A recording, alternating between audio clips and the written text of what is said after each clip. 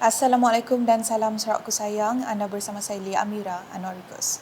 Memulakan berita malam mengenai Premier Sarawak, Datuk Petinggi Tan Sri Dr. Abang Abdul Rahman Zohari Tun Datuk Abang Openg telah melantik 8 ahli Lembaga Amanah Yayasan Sarawak berkuat kuasa pada 1 Januari 2023. Beliau yang juga pengerusi Lembaga Amanah Yayasan Sarawak menyerahkan surat lantikan tersebut dalam satu majlis ringkas di pejabatnya di Wisma Bapa Malaysia pada Isnin. Menurut Datuk Petinggi Tan Sri Abang Zohari, ahli lembaga yang dilantik terdiri daripada individu yang terpilih berdasarkan kebolehan dan pengalaman mereka dalam bidang berkaitan dengan tempoh pelantikan selama 3 tahun sehingga 31 Disember 2025.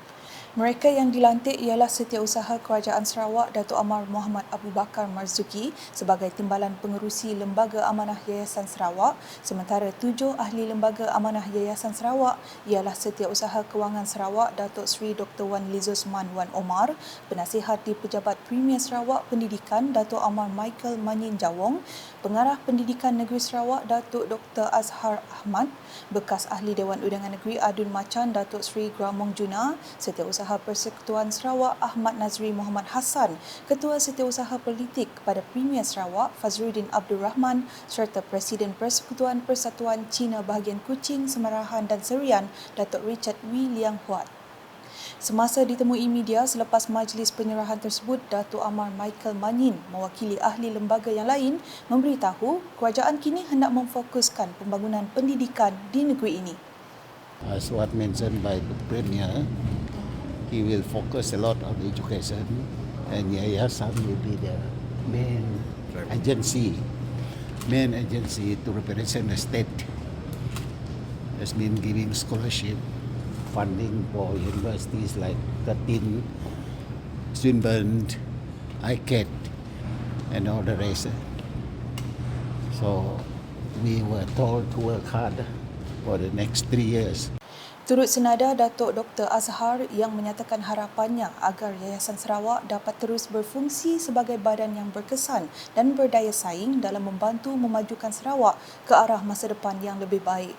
Fokus kerajaan negeri sekarang melalui Yayasan Sarawak adalah kepada pembangunan pendidikan di pelbagai peringkat, daripada peringkat sekolah sehinggalah ke peringkat pengajian tinggi dalam usaha kerajaan negeri untuk menjadi negeri maju by the year 2030. Untuk rekod, Yayasan Sarawak ditubuhkan oleh kerajaan untuk membantu masyarakat dalam pelbagai aspek kehidupan. Selain memberikan beasiswa kepada pelajar yang berprestasi tinggi dan mempunyai potensi untuk berjaya dalam pelajaran dan kerjaya, Yayasan Sarawak juga melaksanakan pelbagai program sosial dan pembangunan termasuk dalam bidang kesihatan, perumahan dan kemasyarakatan. Berita seterusnya, komuniti Bahai terus komited bekerjasama dengan pelbagai badan bukan kerajaan NGO bagi mendekati masyarakat melalui beberapa program anjurannya. Timbalan Premier Sarawak Datuk Seri Profesor Dr. Sim Kui Hian berkata, kerajaan Sarawak melalui unit hal ehwal agama-agama lain UNIFOR amat mengambil berat akan kebajikan serta keperluan semua agama yang dianuti penduduk berbilang kaum di negeri ini. Sarawak, being a multicultural, multiracial and multi-religious society, treasure the peace, the harmony and unity of her people, which is the foundation of future prosperity. Recognizing our oneness as a humanity and working towards it can lead us to better understand each other and break down any barriers that exist, not just between different religions and communities, but also beyond social and ethnic barriers. For this reason, we must consider each celebration of our multi-religious communities in Sarawak as an occasion to strengthen our culture and at the same time to learn and celebrate the cultures of other people. Let us continue to be interact among ourselves regardless of our diverse race and religious belief. Beliau berkata demikian ketika menyampaikan teks ucapan Timbalan Premier Sarawak Datuk Amar Douglas Ughambas dalam majlis sambutan Tahun Baru Bahai Nowruz 180 BE di Kuching pada Ahad. Ujarnya setiap tahun penganut agama Bahai di seluruh dunia akan melakukan program melibatkan masyarakat setempat. Terdapat kira-kira 50,000 komuniti Bahai Sarawak di lebih 400 lokaliti di negeri ini mewakili pelbagai etnik, budaya dan sosio latar belakang ekonomi termasuk Iban, Cina, Bidayuh, Melanau, Kayan, Salakau, Penan dan India. Menurut Dr. Sim, masyarakat Bahai di Sarawak meraihkannya dengan rumah terbuka dan perhimpunan komuniti di rumah panjang atau kampung dan di kawasan bandar. Hadir sama pengarah Unifor Datuk Jack Aman Luat, pengerusi Perhimpunan Rohani Bahai Sarawak Chin Chia Chow, Setiausaha Agung Perhimpunan Rohani Bahai Sarawak Dr. Shehab Pung dan pengarah Unit Komunikasi Awam Sarawak UKAS Samuel Simon. Keperkembangan di Marudi. Usaha Sarakup Induk Dayak Sarawak SIDS Cawangan Marudi yang aktif menganjurkan pelbagai aktiviti di peringkat unit atau rumah panjang disambut baik bagi menggalakkan penglibatan wanita setempat dalam pembangunan komuniti. Timbalan Menteri di Jabatan Premier Sarawak, Buruh Immigration dan Pemantauan Projek Datuk Gerawat Gala memberitahu SIDS mempunyai tanggungjawab penting bagi memastikan golongan wanita khususnya wanita Dayak dilengkapi dan membangun dari pelbagai aspek. Jelasnya langkah ini akan memastikan golongan tersebut turut dapat menyumbang kepada pemerkasaan masyarakat dan ekonomi Sarawak secara menyeluruh. Katanya dengan kekuatan seramai 1,299 ahli berdaftar, beliau yakin dan percaya SIDS Cawangan Marudi dapat memberi impak positif serta menjadi suri teladan kepada wanita lain. Jelasnya lagi, pertambahan ahli cawangan tersebut pada setiap tahun menunjukkan wanita di Marudi khususnya telah bersiap sedia menyerlahkan tahap keupayaan mereka dalam pelbagai bidang seperti ekonomi, pendidikan dan kesukarelawan. Beliau berkata demikian menerusi teks ucapan yang dibacakan oleh Pegawai Daerah Marudi Belayong Pok dalam fellowship dinner SIDS Cawangan Marudi pada Sabtu.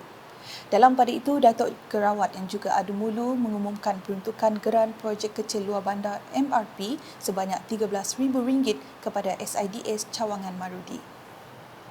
Manakala di Miri, seramai 51 penduduk kampung Haji Wahid telah menerima bantuan berupa bakul makanan dan duit raya bersempena dengan bulan Ramadan. Timbalan Menteri Pelancongan, Industri Kreatif dan Seni Persembahan Sarawak, Datuk Sebastian Ting Chiu Yu berkata, senarai penerima sumbangan itu melibatkan golongan kurang berkemampuan, balu, duda, orang kurang upaya OKU, anak yatim dan ibu tunggal. Dalam pada itu, beliau menzahirkan perasaan syukur dan gembira kerana program anjuran Pusat Khidmat Parti Rakyat Bersatu Sarawak SUPP Dewan Undangan Negeri Dun Piasau itu dapat kembali diadakan selepas 3 tahun terhenti berikutan penularan wabak COVID-19.